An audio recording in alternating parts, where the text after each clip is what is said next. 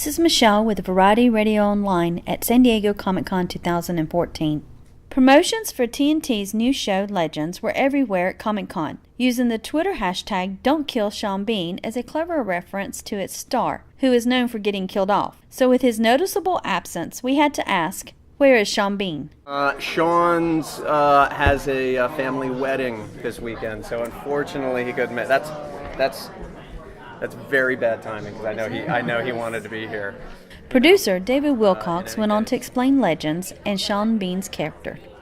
Yeah, a legend is a fabricated identity used in covert operations. So it's unlike just sort of going undercover, as I think we're all familiar with.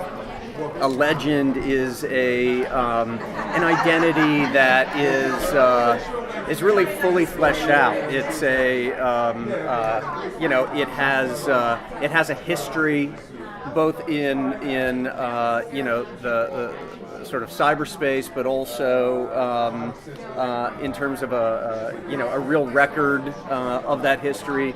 It also in this show. Sean Bean's character, Martin Odom, has these legends that he's created over time, and they continue to exist even when he steps out of legend. So they have their own apartments, they have their own contacts, they have their own, even has, it's very particular, almost like a method actor. He has his own drink, his own wardrobe, his own style, if you will. And from my perspective, the notion of doing a show about these legends, about a character who steps in, was a way to sort of dig deep into all these kind of new characters that were deeply imagined in a way that you wouldn't normally do in an undercover series. So it's not a... I'm sure I'll get this question from one of you. It's not a undercover of the week, if you will. He steps into these roles and he kind of lives in these roles, in these legends for multiple episodes as he works on these cases. Yeah, there is, at its heart, this question of whether or not who he is, Martin Odom, is in fact a legend. As well, that he's essentially gone so deep into that he doesn't realize that he's actually living a legend, and that's sort of the kind of, I think, what's cool about this show is this is a guy who can't tell his legends from his life. It begins to bleed together, and he's really on this quest to discover what the truth is, and that's really sort of the mythology of the show, and that's really kind of what his season arc is about. What Sean brings to it, I mean, first of all, he is one of the finest actors I think around. I think he always brings this incredible depth of character to every role he does. So I think the idea that he was he was going to be able to step into essentially other characters along the way, these legends that he's stepping into, it was an opportunity for him, and I know it got him very excited to really play kind of these alternate characters at the same time that he's doing this. So, and he did it so profoundly well. It was kind of scary to watch. The cast told us a little about their characters and what drew them to this show. Yeah. For me, it's not about whether it's film or television, it's about the project. And when this script came about, I read it and I was like, this is such a triple threat. Howard Gordon, who I just have the utmost respect for, he's created some of the best television that there ever has been. Sean Bean, who has such a storied career, I've been such a huge fan of his for so many years. And then you kind of add to the fact that I get to play this strong, independent woman, where they promised me that it wouldn't just be that. We were going to really explore the emotional side, and that, one of the things that I really pitched that was important to me was that she still held on to her femininity. I didn't want to play a character that was out there with the guys all the time and then shows up to work all brought down. That's how Crystal holds it together. That's kind of her ritual. No matter what has happened to her, she takes a shower, she does her hair, she puts on her suit. It's pressed, it's perfect. Her hair is done. It's like that kind of control is what makes her feel like things are okay, things are normal. And that's not how I am in everyday life, so it's fun to kind of explore those things. Kind of like the arc of the season is her realizing that she's disappointed by the system. She's disappointed by the fact that she's followed the rules her whole life and that it's not giving her the outcome that she desires. And that she might have to, that there might be some warrant to the way that Martin approaches things. And that, the people that she's trusted and believed in have let her down and have let down their country. So it's interesting for her to kind of make peace with that and kind of figure out that maybe she needs to head over to the darker side a little bit more. Yeah, they did the pilot, and then a while ago, I think the pilot was done at least a year and a half ago, I believe now. And I was meeting with TNT, and I said, "You guys, please hire me in something."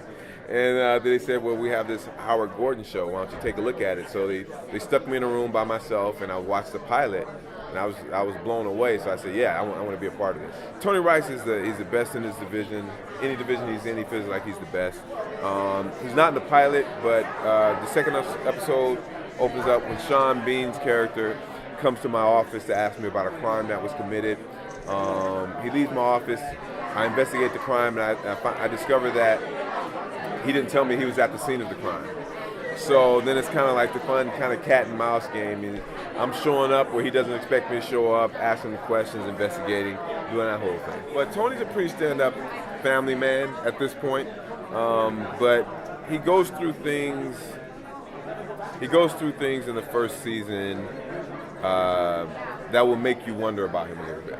How is this different from, you said you played FBI agents and policemen all the time. How is this different for you, this experience? It's not. It's just like every. No, I'm joking. This show. What I love about this show, what I love about my character with this show is pursuing, being part of the FBI and pursuing someone within the FBI. I love that aspect of it. Sean playing the different characters within the FBI and then not even really knowing who he is. And if he doesn't know who he is, do we really know who he is? And then who knows who he is? All those questions and twists and turns is what really excites me about the show. Maggie is, she's part of the support team for the DCO, which is Deep Cover Operations. And Sean is the best in our field, going deep undercover into these different legends. That's what a legend is you're undercover, it's your identity. And I'm a part of the support team that sets up these operations that we go into and keeping the agents safe. So to me, Maggie is definitely highly trained and very intelligent and has a lot of responsibility to her team. And she's a patriot, there's definitely an intention behind what she's doing. I think that's what's cool about all of these characters is that over time you realize it takes a very specific kind of person to do work like that. Like you have to have a greater good mentality. It's like they sacrifice so much of real life. In all of the scenes that Maggie's in, it's like graveyard shift, and she's been working all day. And like same with Allie's character and Sean. Like there is no, you don't work 9 to 5. It's a life mission. It's not a career. There's a big difference. So Maggie definitely has that intensity to her. The cast filled us in on what kind of training they went through to prepare for their roles. I definitely do not have guns at home, but I went through gun training for this, as I have done for most of my movies, because for whatever reason, I'm always carrying a Glock. Really good at it. You must be a really good shot then. It's fun. Yeah, it's really fun for me, and it is empowering, and I love to do the things that the boys would normally do, and I love getting a chance to play the strong women that, this role could be written for a man, and so that's always exciting to me. So when I go to work, I get to kind of put on a different hat, and that's really fun and exciting. Well, I trained for a while, just in case. in case I got to like go out in the field or something. I just really wanted to know what it's like to be an FBI agent because that's the fun part of my job, is really getting to dive into jobs that we all know I will never have. And so I trained for like 6 months, and then I ended up taking the FBI PT test. Wow. So much respect. Oh, I did like a lot of running and boxing, like learning how to properly fight. A lot of it was the running because they chase after people. That's a big part of the PT test, is you have to be a phenomenally fast runner.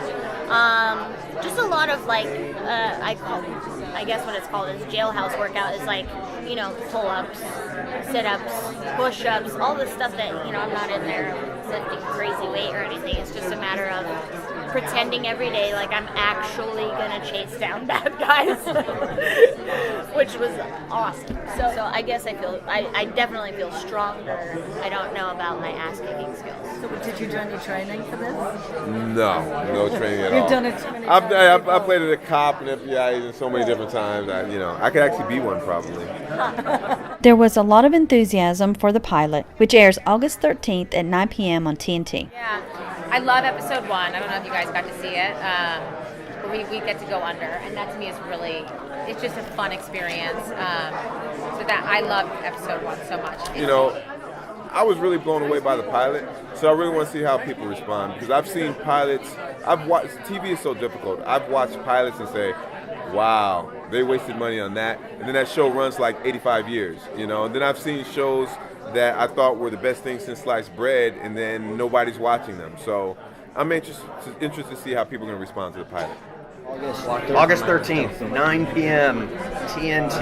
Be there. Do not miss it.